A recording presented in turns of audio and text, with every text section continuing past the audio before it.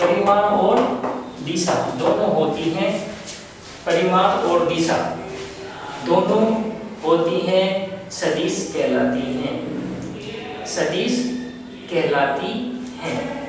ठीक है ना, तो वो हमारे पास क्या कहलाती है, सदिश राशियां कहलाती हैं।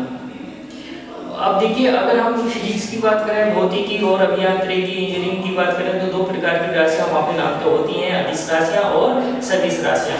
सदिश राशियों की बात करें तो सदिश राशियां वे राशियां कहलाती हैं जिसमें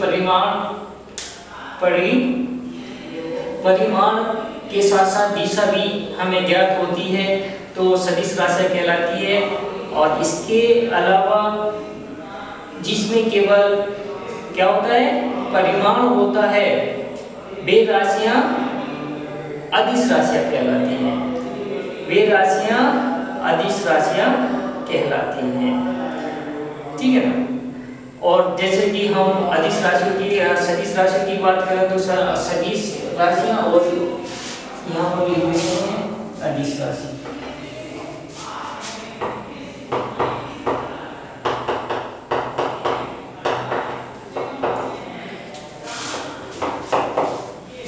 ठीक है ना, सदिश राशियां और अदिश राशियां।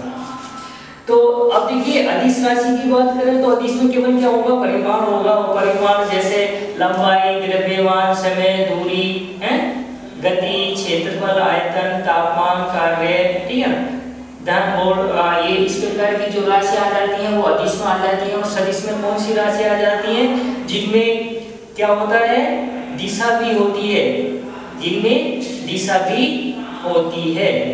तो सदिश राशियों में हमारे पास कौन कौन सी राशियां प्राप्त होती हैं, जैसे बल हो गया, क्या हो गया, बल, वेग, त्वरण, विस्थापन, भार, संवेग, ठीक है ना, इस प्रकार की जो राशियां हो जाएंगी वो कैसी हो जाएंगी, सदिश राशियां हो जाएंगी।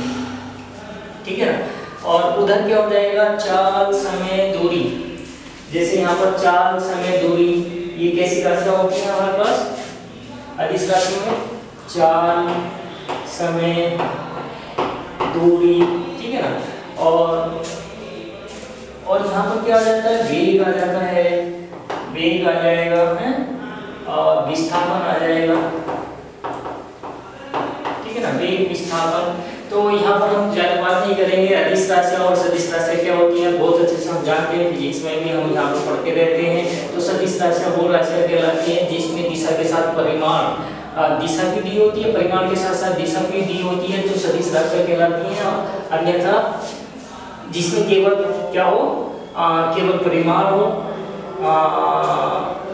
ठीक है ना, तो वो राशियां कैसी कहलाती हैं, अदिश राशियां कहलाती हैं। जैसे मैं यहाँ पर जिक्र करूँ बल का, बल सदिश क्यों होता है, देखिए अगर हमारे पास हमें एक फुटबॉल कोई सी भी हम गेम खेलनी है और गेम दो मित्र हैं जो गेम खेल रहे हैं और गेम खेल रहे हैं, तो उसमें एक मित्र दूसरे मित्र को गेम देना चाहता है, एक मित्र दूसरे मित्र को किक के माध्यम से या किसी फोर्स के माध्यम से, वो हो सकता है कि हाथ से फेंक कर दे, वो क्या है, वो क्या चाहता है, वो गेंद देना चाहता है, तो उसे फोर्स लगाना पड़ेगा, लेकिन फोर्स किस डायरेक्शन में लगाना पड़ेगा, जिधर उसका मित्र है, जिधर उसका मित्र है।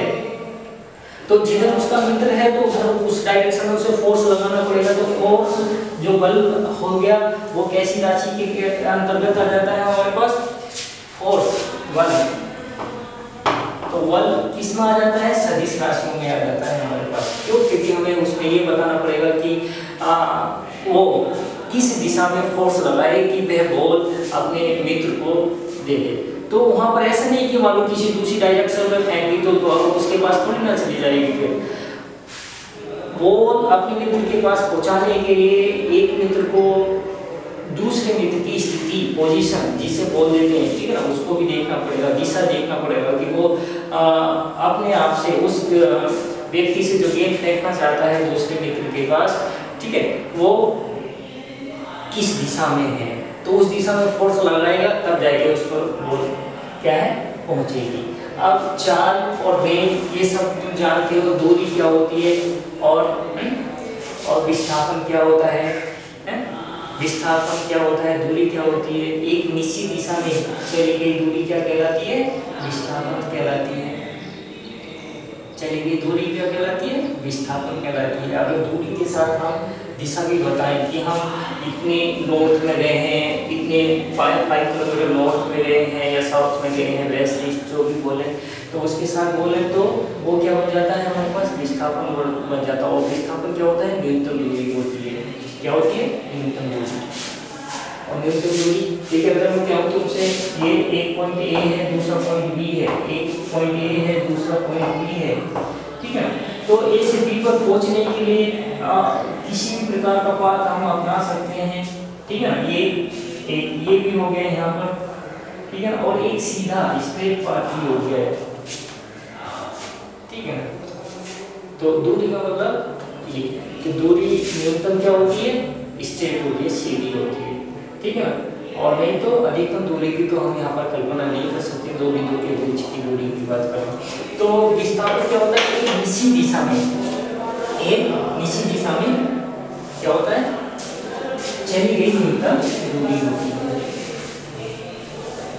तो सदिश राशियां और अदिश राशियां ये इस प्रकार से होती हैं, और सदिश राशियों का जो निरूपण होता है इस प्रकार से होता है, ठीक है। यदि हमारे पास देखिए, अगर मैं कहूँ उसे फिर से उसी पॉइंट से हम लौट कर आए, ठीक है।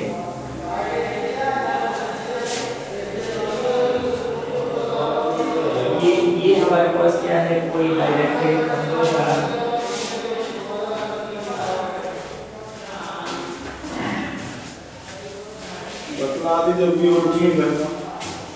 ठीक है। तो देखिए, अगर हमारे पास ये कोई एक क्या है, डायरेक्टेड लाइन है एल, ठीक है, और अगर मैं इसे ए और बी तक क्या कर देता हूँ, फिक्स कर देता हूँ, लाइन सेगमेंट बना देता हूँ, तो ये जो ए भी होगा क्या होगा, परिमाण होगा। ए से बी तक की दिशा में अगर किसी सदिश को हम रिप्रेजेंट करना चाहेंगे तो उसके ऊपर एरो लगा देंगे, सदिश क्या लगा देंगे, उसके ऊपर एरो। और अगर हम उसके परिमाण को दिखाना चाहें ए से बी तक तो ऐसे लिख सकते हैं, या उस पर मोड लगा देंगे जिसे मापांक परिमाण बोलते हैं, ठीक है ना। तो परिमाण इस प्रकार से रिप्रेजेंटेशन हो सकता है। यदि मैं कहूँ तुमसे, यदि ए से लेके बी के जो डिस्टेंस है, अगर मैं उसे ए से रिप्रेजेंट करूँ, स्मॉल ए से रिप्रेजेंट करूँ, ठीक है ना, ए से बी की दूरी को रेखा एल पर, ए से बी की दूरी जो डायरेक्टेड लाइन है, ए से बी तक की दूरी को इससे स्मॉल ए से रिप्रेजेंट करूं, तो इसके सदिश को किससे रिप्रेजेंट करेंगे, ऊपर वेक्टर लगा देते हैं, और ए क्या है, परिमाण। और वेक्टर ए का जो मोड होता है, ये क्या हो गया, सदिश हो गया। सदिश का मतलब हो गया ये दूरी किस दिशा में मापी जा रही है, दिशा भी हम साथ साथ जिक्र करेंगे इसका। तो वो कैसी राशि कहलाती है, हमारे पास सदिश राशि कहलाती है। परिमाण भी हो हमारे साथ और दिशा भी हो। तो सदिश राशि और सदिश राशियों का निरूपण करने के लिए, ठीक है, उसके नोटेशन पर जिस सिंबल से हम उसे डिनोट करते हैं, उस डिस्टेंस को उसके ऊपर क्या लगा देते हैं, एरो लगा देते हैं। तो वो कैसी राशि बन जाती है, हमारे पास सदिश राशि का निरूपण हो जाती है। तो ये वेक्टर यहाँ पर सदिश राशि है, और वेक्टर ए का मोड किसको रिप्रेजेंट कर रहा है, मापांक को, और मापांक मतलब दूरी, ये कितनी है, हमारे पास ए है। तो वेक्टर ए के मापांक को हम यहाँ पर ए से भी डिनोट कर देते हैं। और पॉइंट्स के रूप में, अगर ये लाइन सेगमेंट है तो पॉइंट्स के रूप में हम क्या होता है, ए बी ऐसे, ये हमारे पास क्या है, वेक्टर क्वांटिटी हो गया, रिप्रेजेंटेशन ऑफ वेक्टर क्वांटिटी, और ये क्या हो गया, हमारे पास मापांक हो गया, ठीक है ना। तो ये, और तीर का जो निशान होता है वो सदिश की दिशा को निर्दिष्ट करता है, ठीक है ना। किसकी दिशा को, सदिश की दिशा को निर्दिष्ट करता है।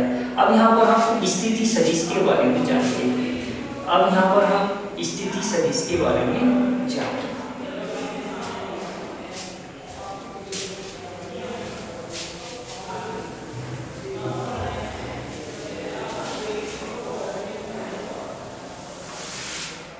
तो देखिए, अगर हम यहाँ पर बोले तो अभी तक हमने यहाँ पर क्या किया है, यहाँ पर किसकी क्रम का जिक्र किया, रेखा का जिक्र किया है, और किसका जिक्र किया है, दिष्ट रेखा का जिक्र किया है।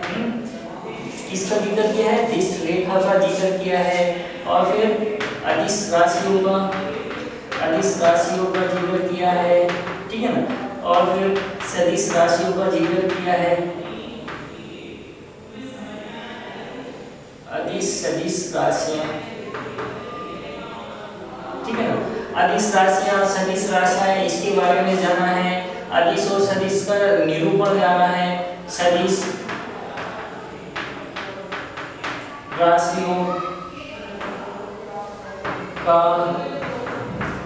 निरूपण जाना, ठीक है ना। तो इन टर्म्स को हमने यहाँ पर जाना है। और अब यहाँ पर हम क्या जानने वाले हैं, स्थिति सदिश।